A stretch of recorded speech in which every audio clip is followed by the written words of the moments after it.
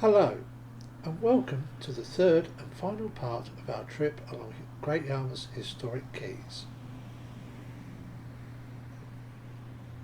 Let's say there's a whole range of ages of building there.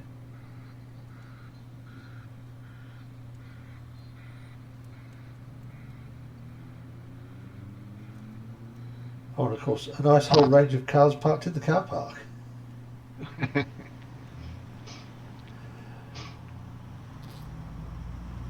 Yeah, we wouldn't know who they Yeah, if they're there we'll because ignore they're them. workers for the.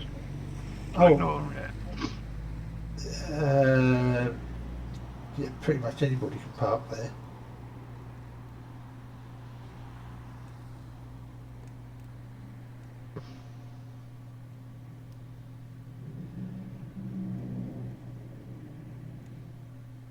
So yeah, you'll notice that the inroads is actually a catamaran.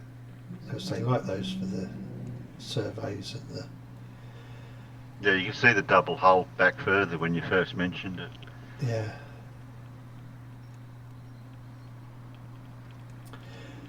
At the double bascule bridge that we have, it's known as Haven Bridge locally.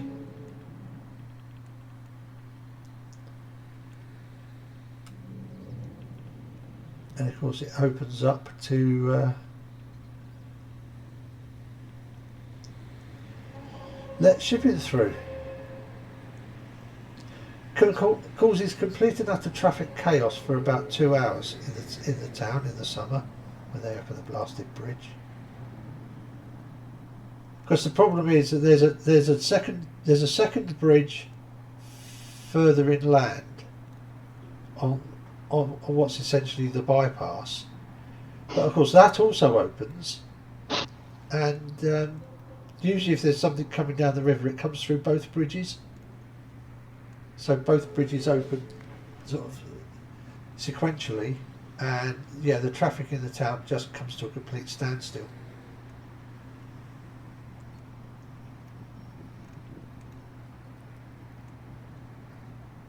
And you said the significance of this catamaran boat was for a certain It's maintenance. well, yeah, they use it for seabed surveys and stuff for the oil and offshore wind farm industries.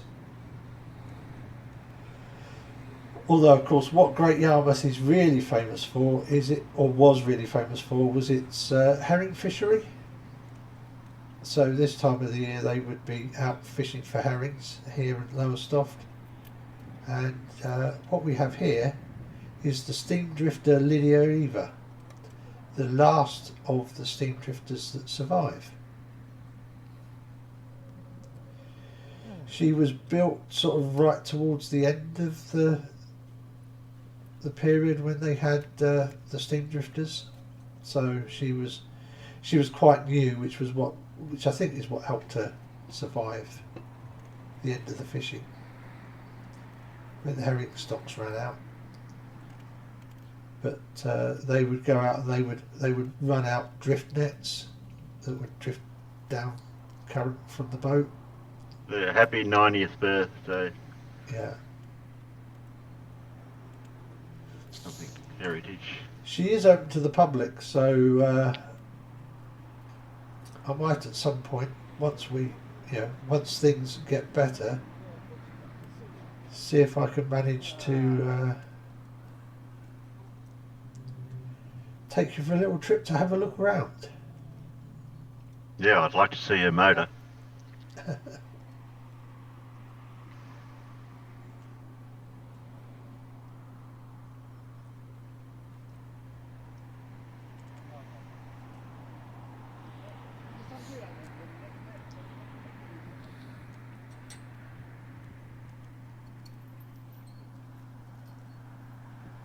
Oh, and there we have. Sorry, I keep saying. Oh, yeah. So there's the boat. Oh, that looks like the pilot boat going past there in the background. I wonder if we'll see that again. Yeah, I just barely saw it. Yeah. So YH89.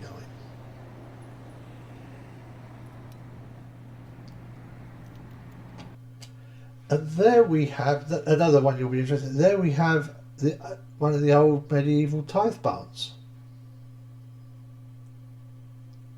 That's the thatched building the other side of the river. So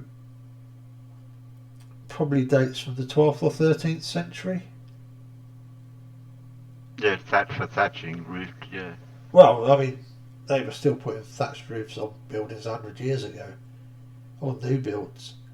But yeah, I would think that would be 12 or 30, so 800 or 900 years old, that building. Yeah. And it would be made of flint, wouldn't it?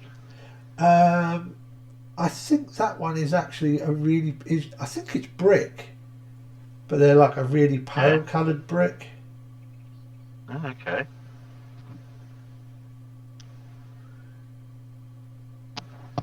Do you know what? I've never actually been and had a close look at it. Okay. Because if you're going to do stuff that side of the river,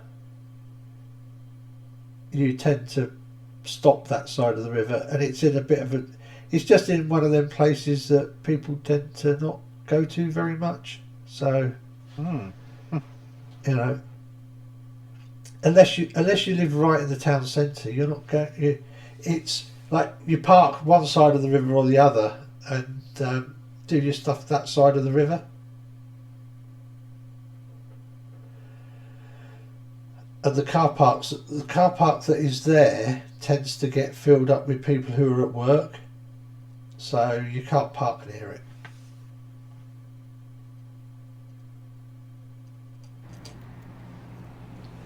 And these boats here that we're just going to come past now, they are part of what is basically the angling fleet.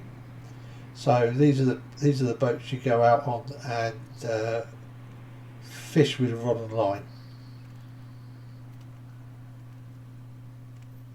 But you wouldn't catch a herring with a rod and line, though. You're not going to catch many herring out there now because there's not many left. No. They overfished them, unfortunately. Yeah. But you get mackerel in the summer, bass, some decent rays and dogfish. Cod and whiting in the sort of winter.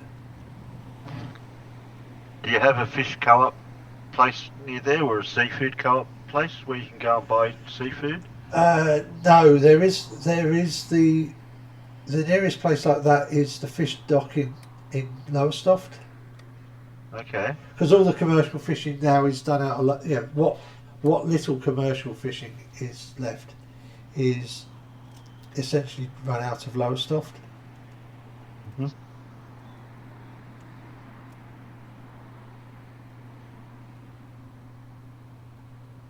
So yeah, they're the small angling boats. Got silos over there for some. Oh, that Look would like be silos. Yeah, they're wheat silos.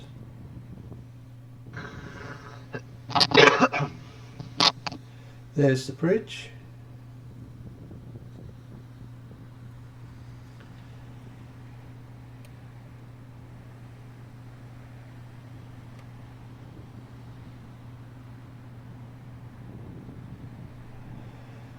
Yeah, put the chair back down now that I've got to go back on the road.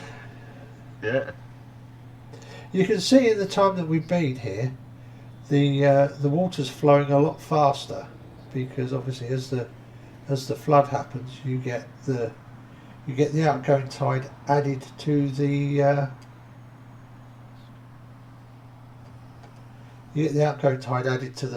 flow of the river. So here we have Regent Street, which has the town hall at this end, and then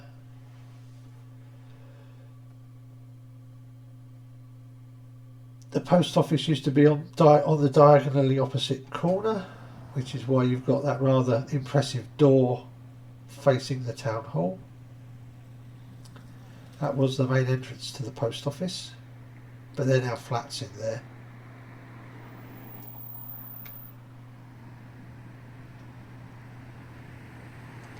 And there's the Star Hotel that we came past in the previous episode, in its full Tudor frontage. Mock Tudor?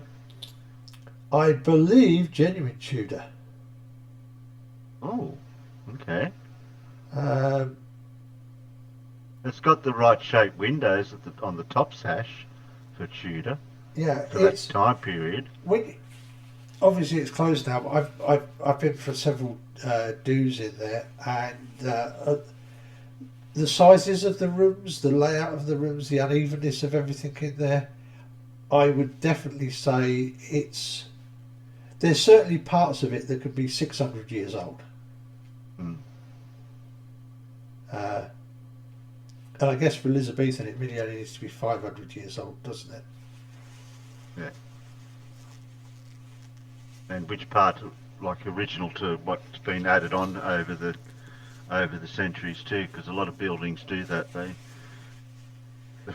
the front fascias can be changed from the original styling that the rest of the building is. Yeah. I mean, I have a feeling that bottom half could be genuine Tudor, and the top half could be mock Tudor. Mm. See, the back half of the building is all modern. Right. Okay. But yeah, you know, the rooms at the front on the ground floor that I've been in definitely seem to be old. And especially if they got low ceiling heights too. Oh, they've got the whole lot. Yeah. And then of course you've got modern buildings and. Because they didn't have a building code for ceiling height back in the old days. It was just depended how tall the bloke was. It was the carpenters that built it. Yeah, and how high the person commissioning it wanted it. Yeah. Yeah, if you're a 6 foot bloke back in the day, you're classed as a giant. Yeah.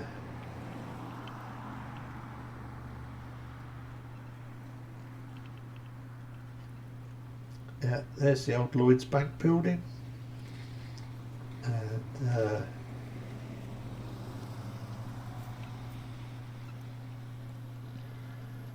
I think now we're just about coming to the end of the video because the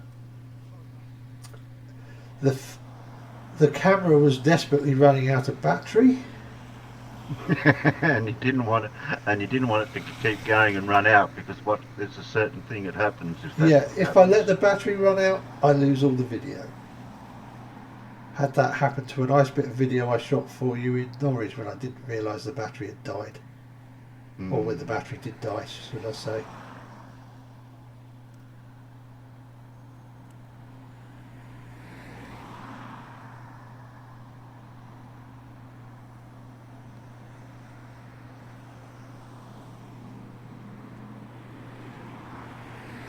Yeah, so and I want to point out to our Aussie mates that are watching this, is notice that there's not very many older cars over there compared to here. They all seem to be relatively newish for some reason. Well, things got a lot better around. Things got a lot better after about, well, you know, the very late 90s, and there we have the end of the video. That's it. That's all, folks. Yeah, but yeah, things got a lot better after the end of the 90s because they started galvanising all the body parts so the salt didn't eat it up so quickly. So we do now have sort of 15, 20-year-old cars on the road that don't look like they're about to completely disintegrate. But that's about the limit for us.